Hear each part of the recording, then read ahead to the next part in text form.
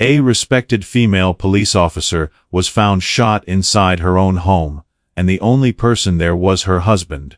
He claimed he found her already dead. But what investigators discovered later would expose a secret so shocking. It changed everything. It was a quiet Tuesday night in the small town of Brookhaven. The kind of night where nothing unusual ever seemed to happen. Streetlights glowed softly along Maple Street, casting long shadows across empty sidewalks. Most homes were dark, their windows covered with curtains, families asleep inside. A cold breeze moved through the neighborhood, rustling dry leaves along the pavement. Inside one of the houses, everything looked calm from the outside. The front porch light was on, just like always. The curtains were half closed. Nothing appeared out of place, but inside something terrible had already happened. At exactly 11:42 p.m., the quiet night was broken by the sound of a frantic phone call. "Please, send help. My wife, she's been shot," a man shouted into the phone. His voice shook badly. He sounded panicked, almost breathless. The dispatcher tried to calm him down. "Sir, stay on the line. Tell me your address. 47 Maple Street. Please hurry. She's bleeding." The caller was Daniel Hayes, a local accountant known in the community as polite and hardworking. He had lived in Brookhaven for nearly 8 years with his wife, Officer Rachel Hayes. Rachel Hayes was not just another police officer. She was one of the most respected officers in the Brookhaven Police Department. She had worked there for 6 years and had earned a strong reputation for her courage and honesty. Many people in town trusted her. Some even called her a hero. That night, Rachel was supposed to be safe, inside her own home. Within minutes of the emergency call, the sound of sirens echoed through the quiet streets. Red and blue lights flashed across houses as police cars and an ambulance rushed toward Maple Street. Neighbors slowly turned on their lights, peeking through windows to see what was happening. Some stepped outside in their robes, whispering nervously to each other. "That's Rachel's house," one neighbor said softly. "Something must be very wrong." When the first officers arrived, they saw Daniel standing in the open doorway. His hands were shaking, and his shirt was stained with dark patches of blood. "She's inside," he shouted. "Please help her." Officers rushed into the house. The moment they stepped inside, they saw her. Officer Rachel Hayes lay on the living room floor. She was on her back, her body still. Blood had spread across the carpet beneath her, forming a dark, wide stain. One hand rested near her chest. Her police uniform was still on. A gun lay on the floor, just a few feet away. The room was silent except for the sound of Daniel crying behind them. "Rachel! Rachel!" he called weakly. Paramedics pushed past the officers and quickly began working on her. They checked her pulse, pressed on her chest, and tried to stop the bleeding. "Single gunshot wound," one paramedic said quietly. The tension inside the room grew heavy. Daniel collapsed against the wall, sliding down until he sat on the floor. He buried his face in his hands. "I just got home," he repeated. "I walked in and found her like this." One officer gently guided him outside while the paramedics continued their efforts. Within moments, Rachel was lifted onto a stretcher and rushed into the ambulance. The doors slammed shut, and the siren wailed loudly as the vehicle sped toward the hospital. The flashing lights faded into the distance, but the silence that followed felt even heavier. Inside the house, detectives began examining the scene carefully. At first glance, it looked like a possible home invasion. But something didn't make sense. There were no broken windows. No forced entry. No overturned furniture. Nothing appeared stolen. The living room looked almost normal, except for the blood. One detective knelt near the gun lying on the carpet. "It belongs to her," he said after checking the serial number. Rachel's own service weapon. That discovery raised immediate questions. If this had been an intruder, why use her gun? And how had the attacker entered without leaving any signs? Outside, Daniel sat on the front steps, rocking slightly back and forth. His hands were still stained with blood. An officer handed him a blanket. "What happened tonight, Daniel?" the officer asked gently. Daniel shook his head slowly. I don't know, he whispered. I just came home from work and found her like that. And tears rolled down his face as he spoke. Neighbors continued watching from across the street. Some held their phones, recording the flashing lights. Others whispered quietly, fear spreading among them. A police officer murdered inside her own home was something no one expected. And as investigators continued searching the house, another strange detail caught their attention. Rachel's phone was missing. It wasn't on the table. It wasn't in her pocket. It was nowhere to be found. That small detail made the scene even more suspicious. By the time news of the shooting reached the hospital, it was already too late. Despite the paramedics' efforts, Officer Rachel Hayes was pronounced dead shortly after arrival. The news hit the police department like a shockwave. An officer had been killed. Inside her own home. And as detectives looked around the quiet living room once more, a heavy feeling settled in their minds. This was not a random crime. Someone had been inside that house. Someone Rachel trusted. And although Daniel Hayes kept repeating the same sentence, I just got home. I found her like this. Investigators could not ignore the strange feeling growing in their minds. Because even on that first night, something didn't feel right. The morning after Rachel Hayes was killed felt heavy and silent across Brookhaven. Rain clouds covered the sky, turning the town gray and cold. News about the death of Officer Rachel Hayes had already spread through social media and local news channels. People were shocked. Some refused to believe it was real. At the Brookhaven Police Department, officers moved quietly through the hallways. Many of them had worked with Rachel for years. Some wiped tears from their eyes while pretending to stay focused on their duties. But there was no time to grieve. Rachel had been one of their own.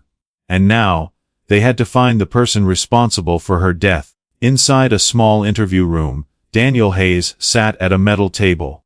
A cup of untouched coffee rested in front of him. His hands were folded tightly together, his fingers shaking slightly. He looked tired, pale, and lost. Dark circles had formed under his eyes, and his face appeared drained of color. He had barely slept since the shooting. Across from him sat Detective Laura Bennett. Laura had worked beside Rachel for 3 years. They had shared patrol shifts, dangerous calls, and long nights chasing suspects. Rachel wasn't just her partner. She was her friend. Now Laura had to question the man Rachel trusted the most. It wasn't easy, but she kept her voice calm and steady. Daniel, Laura began gently. We need you to tell us everything that happened last night. Daniel nodded slowly, swallowing hard. I was working late, he said. His voice sounded weak. I stayed at the office to finish some reports. What time did you leave work? Laura asked. Around 11:15 p.m., Daniel replied. Laura wrote something down in her notebook. What happened when you got home? Daniel took a deep breath, closing his eyes for a moment as if trying to relive the scene. I walked in through the front door, he said quietly. The lights were on. That was strange because Rachel usually turned them off before resting. His voice trembled slightly. I called her name, but she didn't answer. He paused, pressing his hands together harder. Then I walked into the living room, and I saw her on the floor. Laura watched him closely. Did you touch her? She asked. Yes, Daniel whispered. I ran to her. There was blood everywhere. I tried to wake her up, but she didn't move. His eyes filled with tears, so I grabbed my phone and called emergency services. Laura nodded slowly. Did you hear anything unusual before entering the house? She asked. Any sounds? Footsteps? A door closing? Daniel shook his head. No, nothing. Did Rachel ever mention receiving threats? Laura continued. Again, Daniel shook his head. No, she loved her job. She never said she felt unsafe. At first, Daniel's answers sounded reasonable. His story flowed naturally, and his emotions seemed real. He showed sadness, fear, and confusion. Exactly what someone in his position might feel. But investigators never relied only on emotions.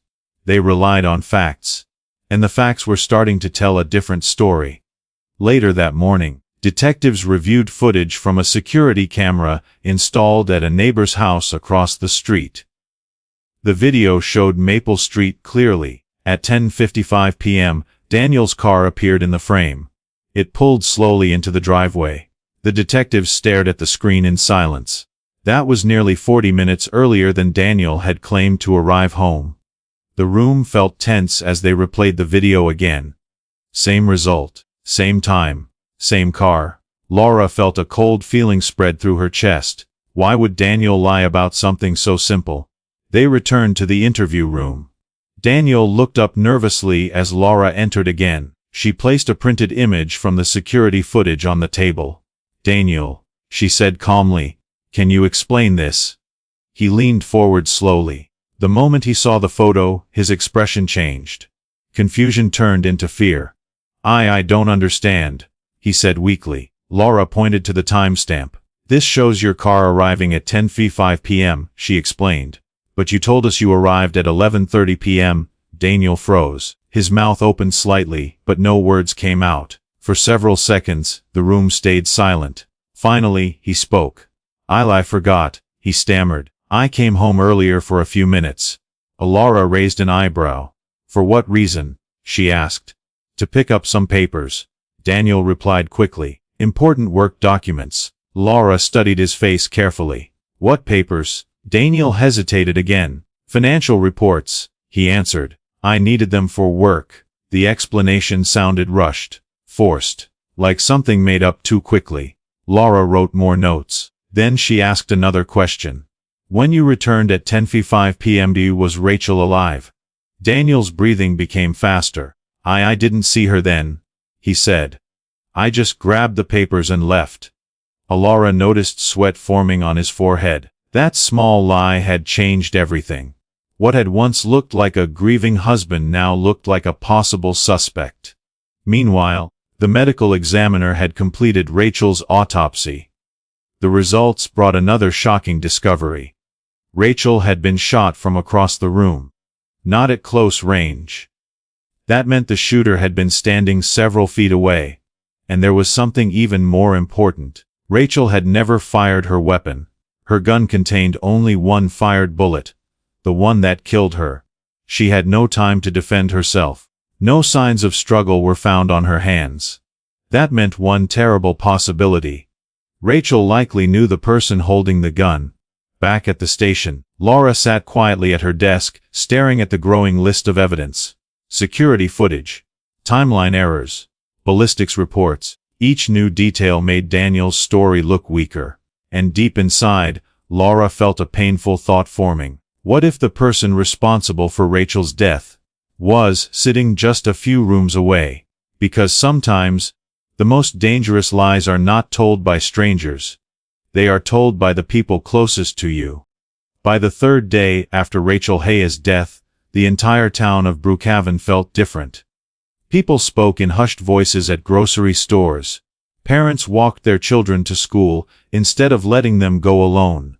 Everywhere, the same question was whispered again and again. Who killed Officer Rachel Hayes? At the police station, the pressure was growing. This was not just another case. One of their own had been murdered, and every officer felt the weight of responsibility. Detective Laura Bennett sat at her desk, staring at a board covered with photos, timelines, and notes. Rachel's picture stood in the center, a smiling photo taken during a department award ceremony. Seeing it made Laura's chest tighten. Rachel had always been careful, smart, alert. So how had this happened? As investigators reviewed Rachel's recent cases, they noticed something important. Over the past month, Rachel had spent most of her time working on one specific investigation, a case involving illegal financial activity in Brookhaven. At first, it looked like a simple fraud case. But the deeper Rachel went, the more dangerous it became. Large amounts of money had been moving through several local businesses. The funds were hidden through fake accounts and false paperwork. Someone powerful seemed to be involved. Rachel had believed corruption existed inside the town government. And she had been very close to proving it.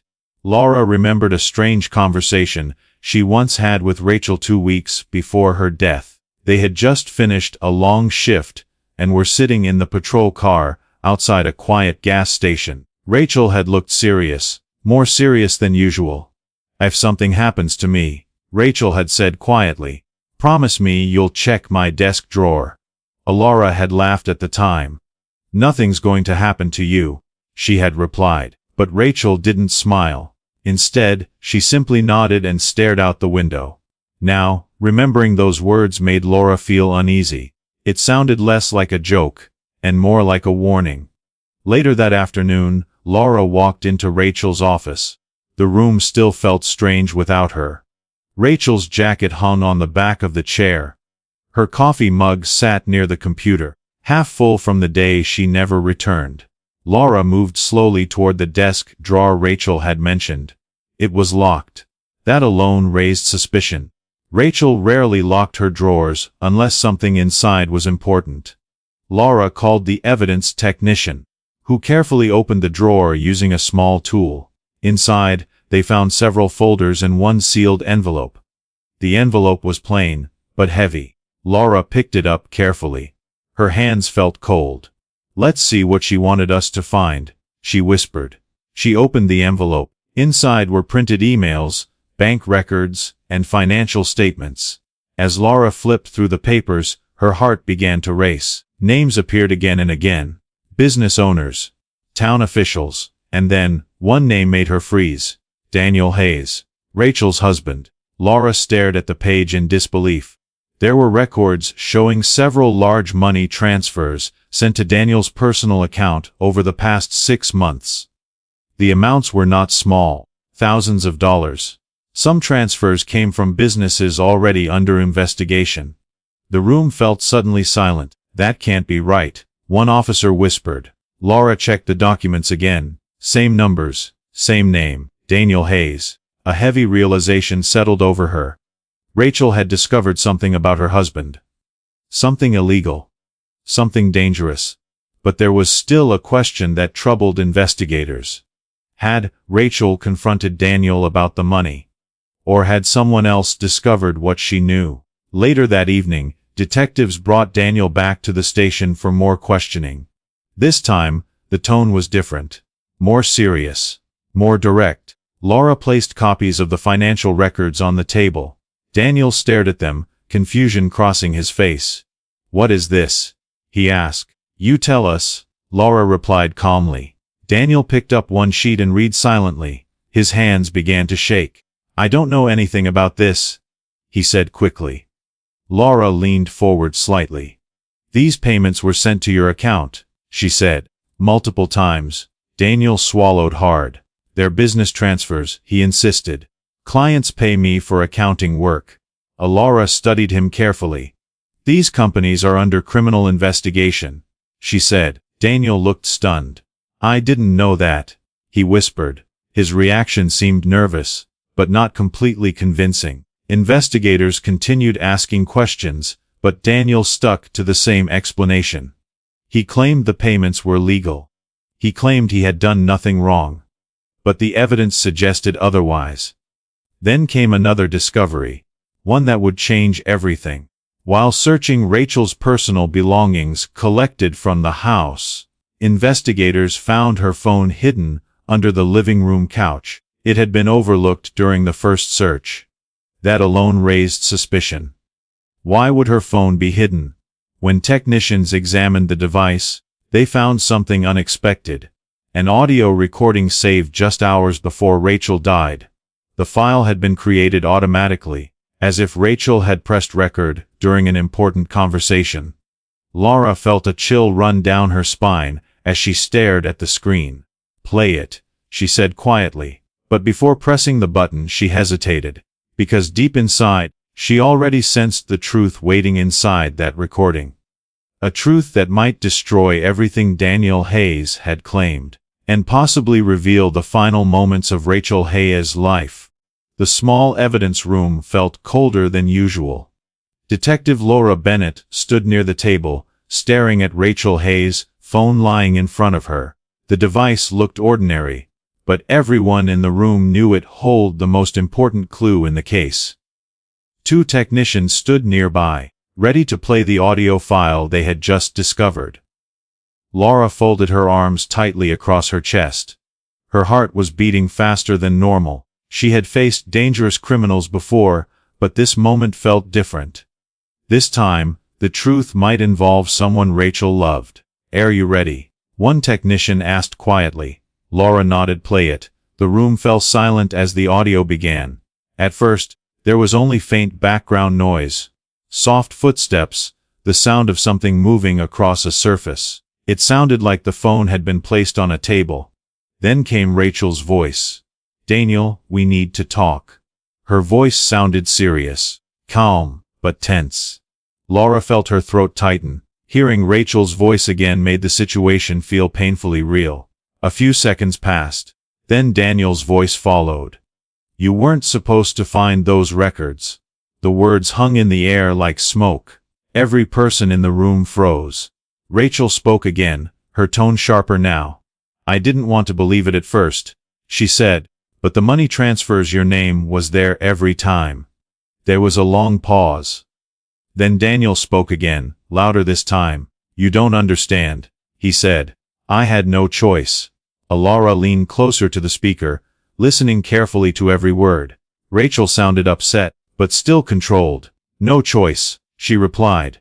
"You took illegal money, Daniel. You're working with criminals." Another pause. A sound followed. Something heavy being moved across the floor. Laura exchanged a quick glance with the other officers. The tension inside the room was rising. Daniel spoke again, his voice shaky. "It started small," he said. "They just needed help moving money. I thought it was harmless." Rachel answered immediately. "Harmless," she repeated. "You help them hide illegal money. People trust you." Her voice cracked slightly. "They trusted me." Laura swallowed hard. She knew Rachel took her job seriously. She believed in justice above everything. Daniel's voice grew louder, filled with panic. "You don't understand what they threatened me with," he shouted. Another crashing sound echoed through the recording, like something falling to the floor. Rachel gasped softly. "Daniel, what are you doing?" she asked. Her voice sounded frightened now. Laura felt her hands tighten into fists. Then came the words that made everyone in the room freeze. "Put the gun down," Rachel said firmly. A long silence followed. No one in the evidence room moved. No one even breathed. Then, a single gunshot exploded through the speaker. The sound was loud and sharp. Several officers flinched. The recording ended suddenly. Silence filled the room. Heavy, painful silence. Laura stared at the phone, unable to speak for several seconds. That recording had revealed more than anyone expected. Daniel had been there. Rachel had confronted him. And a gun had been fired during their argument. But there were still unanswered questions. Why had Daniel taken the money? And why risk everything? Later that day, investigators began reviewing Rachel's phone records. They discovered something important. Just hours before her death, Rachel had made a phone call to her supervisor at the police department. The call lasted nearly 6 minutes. When questioned, the supervisor confirmed what Rachel had told him. She said she had new evidence. He explained. "Something big." "What kind of evidence?" Laura asked. "Financial records," he replied. She believed it could expose multiple people involved in corruption. Laura's mind began connecting the pieces. Rachel had uncovered illegal money transfers. Some of that money went to Daniel. And she planned to report everything the next morning. That meant Daniel had known his secret was about to be exposed. Cornered, afraid, desperate. Later that evening, investigators returned to Daniel's house for another search. This time, they focused on the living room, where Rachel had died. Every detail mattered. One officer noticed faint marks near a small side table. Scratches on the floor. Signs that something had been pushed or knocked over. It matched the crashing sounds heard in the recording. Another discovery made things even worse for Daniel. Gunshot residue tests confirmed traces on his hands and sleeves. That meant he had fired a weapon recently. The evidence was becoming impossible to deny. Back at the station, Laura sat alone in her office, staring at Rachel's photo again. Memories flooded her mind. Late night patrols, shared coffee breaks, quiet conversations. Rachel had trusted her husband. She had loved him. And yet, in her final moments, she had faced him as a suspect. That truth felt almost unbearable. But there was still one final step left. Investigators needed a confession. Not just evidence. Not just recordings. They needed Daniel to admit what he had done. And as the case tightened around him, it was only a matter of time before the pressure became too much. Because lies can hold for a while. But truth always finds a way to break through. 2 days after investigators listened to the chilling audio recording, the case reached its breaking point. By then, the evidence against Daniel Hayes had grown too strong to ignore. Early that morning, police officers arrived quietly at Daniel's house. The sky was gray, and a light fog covered the street. Neighbors watched nervously from their windows as 2 patrol cars stopped in front of the home. Daniel opened the door slowly when officers knocked. He looked exhausted. His face was pale, and his eyes were hollow from lack of sleep. It was clear he had not rested since Rachel's death. "Daniel Hayes," one officer said firmly, "you are under arrest for the murder of Officer Rachel Hayes." For a moment, Daniel didn't move. He simply stared at them. Then he lowered his head. Without resistance, he allowed the officers to place handcuffs around his wrists. Neighbors whispered quietly as Daniel was led to the patrol car. Some shook their heads in disbelief. Others covered their mouths in shock. The man who had called for help was now being arrested as the main suspect.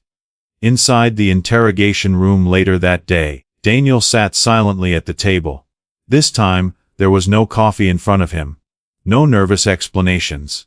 No weak attempts to appear confused. Only silence. Detective Laura Bennett entered the room holding a thick file of evidence. She placed it gently on the table. "Daniel," she said calmly, "we have the recording." Daniel didn't respond.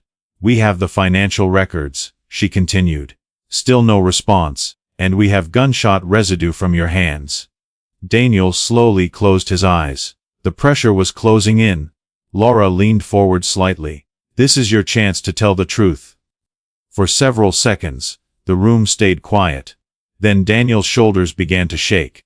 At first, it was subtle, barely noticeable. Then he covered his face with his hands. A deep, broken sob escaped his mouth. "I didn't mean to kill her," he whispered. Those words changed everything. Laura remained silent, allowing him to continue. Daniel took a long, shaky breath. "It started months ago," he said quietly. "A client approached me with a business offer. They needed help moving money between accounts." His voice sounded weak and filled with regret. "They said it was legal," he continued. "Just complicated financial work." Laura listened carefully, writing notes. But later, Daniel said, "I realized the money wasn't clean." He paused, staring down at the table. "I wanted to stop, but they threatened me." Laura raised her eyes. "What kind of threats?" she asked. "They said they would ruin my life," Daniel answered. "Destroy my career, hurt people close to me." His voice cracked. "I was scared." Daniel admitted that he kept accepting payments, hoping he could escape the situation without consequences. But Rachel had discovered the truth. She found the bank records. Daniel said quietly, "She asked me about them." He swallowed hard. "That night, she confronted me." Laura leaned forward slightly.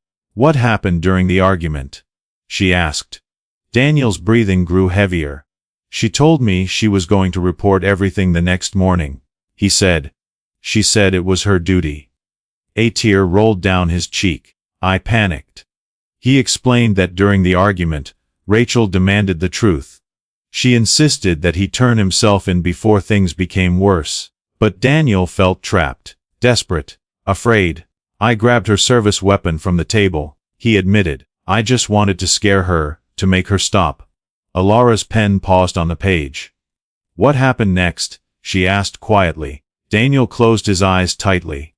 "She told me to put the gun down," he whispered. His voice trembled. Was struggled, and the gun fired.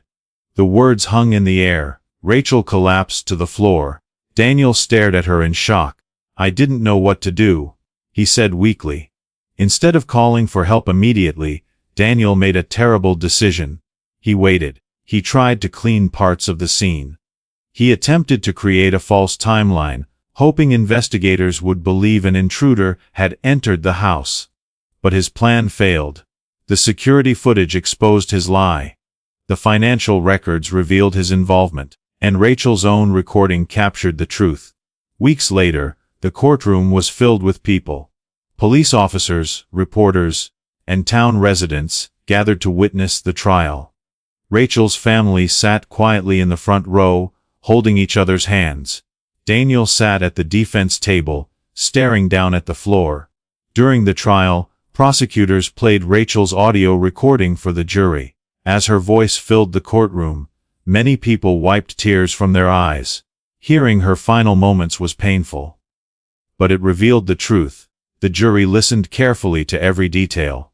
The timeline errors, the financial records, the gunshot evidence. After 3 weeks of testimony, the jury reached a decision. Everyone stood as the verdict was read. Guilty of murder. A quiet gasp spread through the courtroom. Daniel showed no reaction. He simply stared ahead, silent. The judge later sentenced him to life in prison. Rachel Hayes was honored by the police department weeks later. Her badge number was retired. A memorial service was held in her memory. Officers stood in perfect rows, saluting as her name was spoken aloud. She was remembered as brave, loyal, and committed to justice, even when the truth was painful, even when it involved someone she loved. Rachel Hayes had chosen duty over fear, and her story became a warning to others. Because sometimes, the greatest danger does not come from strangers hiding in the dark. Sometimes, it lives inside the very home you trust the most.